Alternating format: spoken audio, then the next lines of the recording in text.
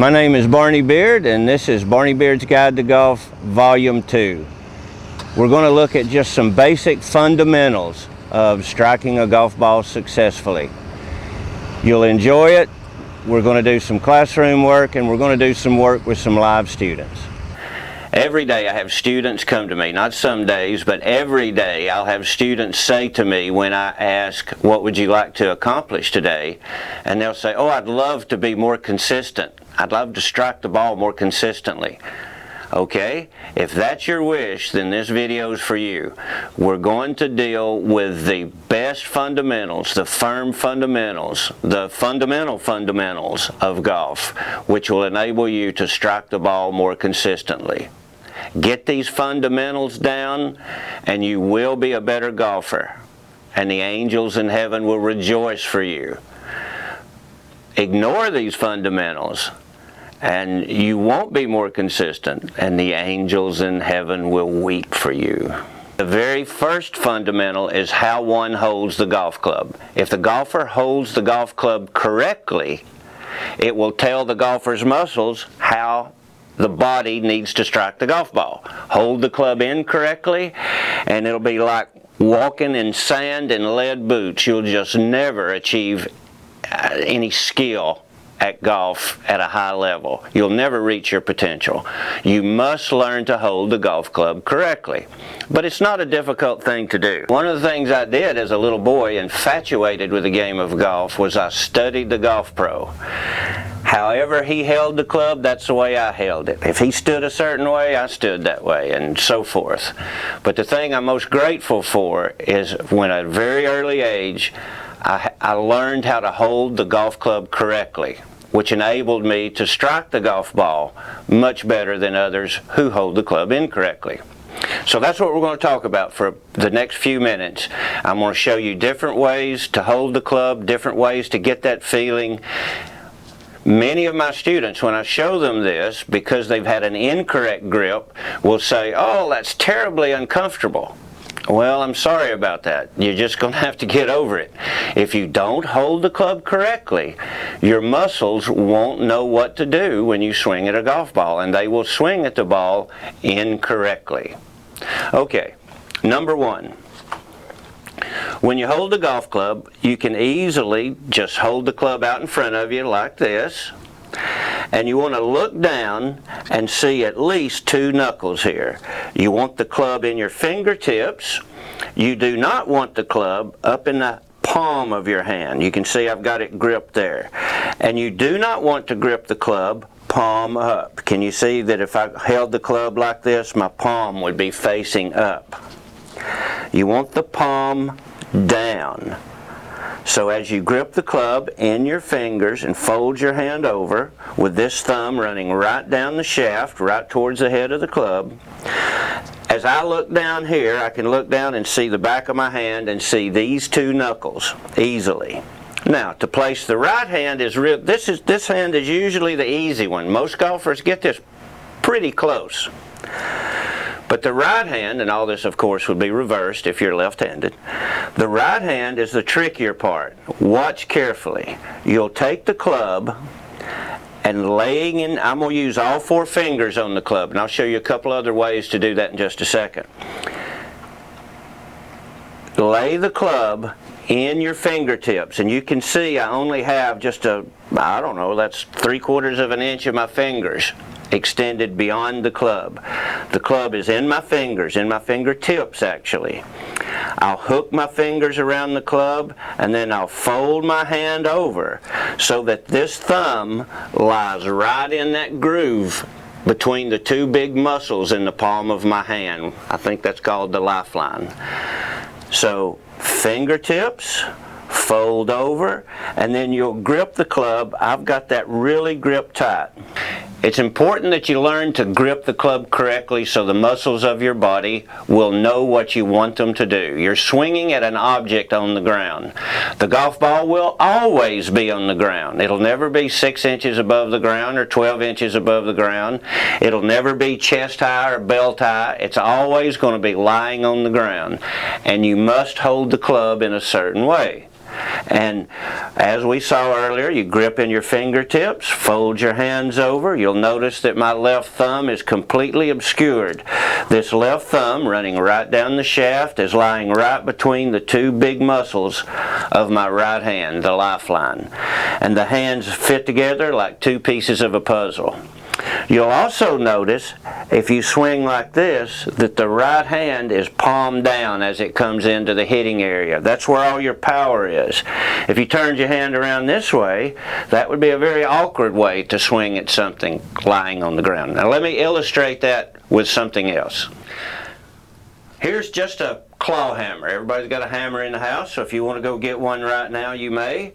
And just pretend that you're hammering something right there. And you can look at my hand on the hammer. You can see that I have my hand, if I just extend my fingers, my hand is palm down. I'm swinging down at something. Now if I was going to swing up at something, I'd turn my hand palm up to swing up at it. But we don't swing up at a golf ball. We're swinging down at a golf ball. So try it with a claw hammer. But I'm going to show you a couple of more ways with something right in your home that you can use to learn how to hold a golf club correctly. A lot of my students, as I've mentioned, when I show them how to hold the club, they just don't like it and they think it's uncomfortable, and I have a very difficult time getting some people to hold the club correctly. One of the famous golf teachers of years past said that he'd give a student a golf lesson, teach them how to hold the club correctly, and they'd never come back because they hated the way he showed them how to hold the club. Just go get a fly swatter. Let's try this. Grab the fly swatter in your right hand if you're right-handed, left-handed if you're left-handed, and just go over to the table and swat a fly. And then look at your right hand. That'll be your bottom hand. You'll notice you'll grip the fly swatter down in your fingers. That's the only way you can make that fly swatter snap and catch those little pesky fast creatures, right? But that's the same way your right hand will be on the golf club.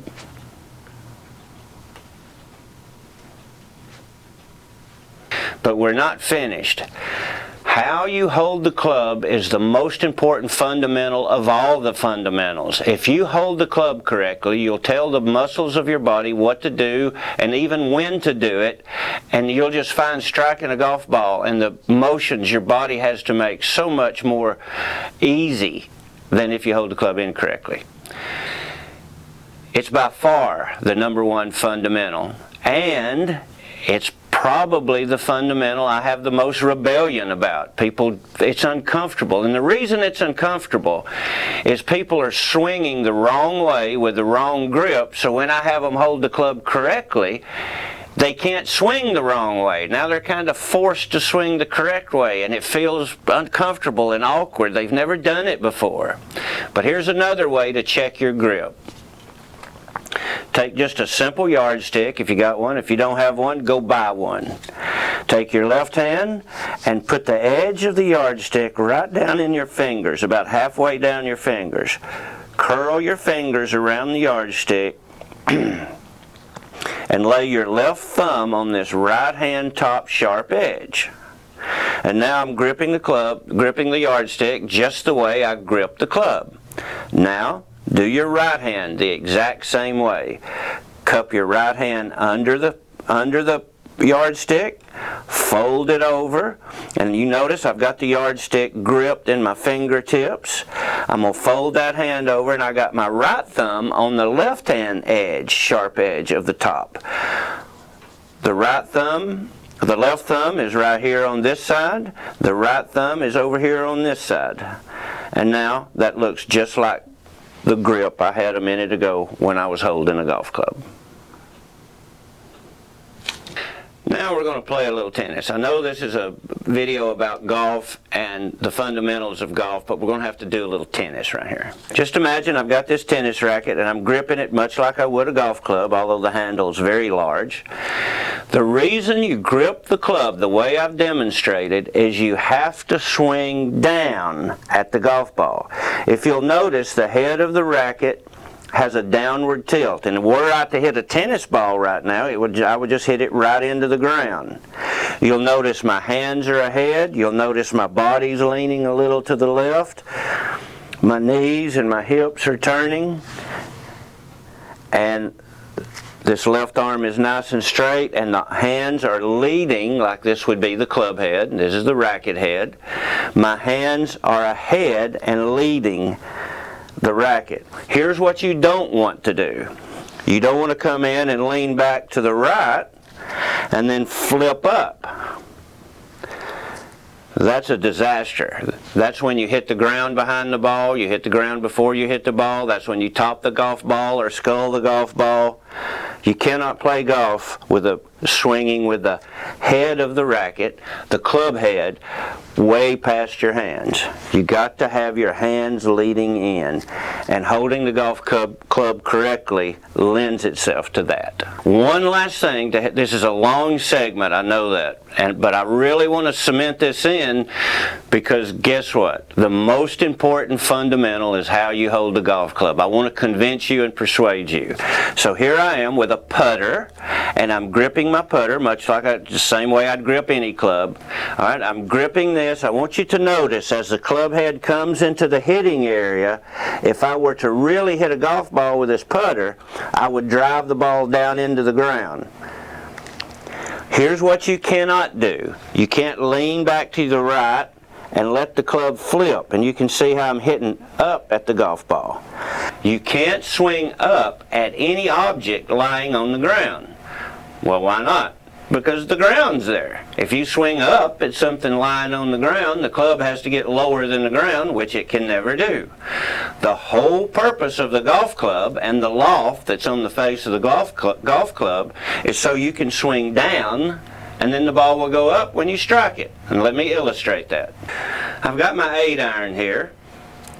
I've got my 8-iron, and I've attached a magnet right to the center of the face of it, and you can see just holding it here, the shaft is pretty much vertical, and you can see my little magnet and pointer are pointing right up into the air.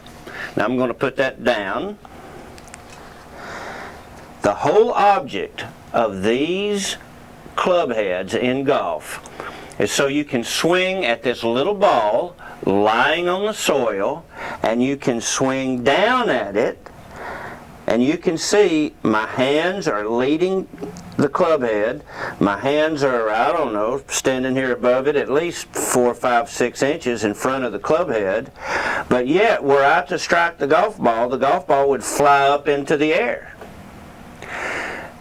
This is what you can't do. You can't get back here and flip up at it. There's just no way to do that. And golf clubs weren't designed to do that. Now look at my left wrist. When I do it incorrectly, there's this big bow in my left wrist. And my left hand will stop going forward. It'll stop right here in front of my left thigh, and that's incorrect. When you strike a golf ball, you want that left hand to come through with a nice firm left wrist. If you can just make it a few inches past impact with a nice firm left wrist, you will be a good golfer. But it all begins with a good grip. Okay, now you've got a good grip. You're gripping in your fingertips, fold over, grip in your fingertips, fold over. Now there are 3 ways to position your right hand. Your left hand, you should have all your fingers on the club. You can put all of your fingers on the club like this, a 10-finger grip, or you can take this little finger, scoot those fingers down, and lock that little finger around the knuckle of your left hand. And that's the most popular grip in professional and amateur golf. It's called the Varden grip, the overlap grip. The grip I least recommend, although some people do it, and it's okay, Jack Nicklaus, Tiger Woods both do this, they interlock. But the danger of the interlock grip for amateurs is this. What they want to do is put those fingers so that they're completely interlocked. Well, if you do that, then it makes your grip palm up. You cannot completely interlock those fingers. They just kind of barely interlock. So here, this is as far as your fingers can go, assuming your fingers are the same length as mine. What you must do is have that left thumb covered. Now, one last thing. If you've got the correct grip, I want you to look at this portion of my hand. When you come down, you will have pressure right there. You'll feel pressure. See how that finger is being pushed? You'll push against the club like that. If your hand is like that, that is not a good grip. It wants to be like that.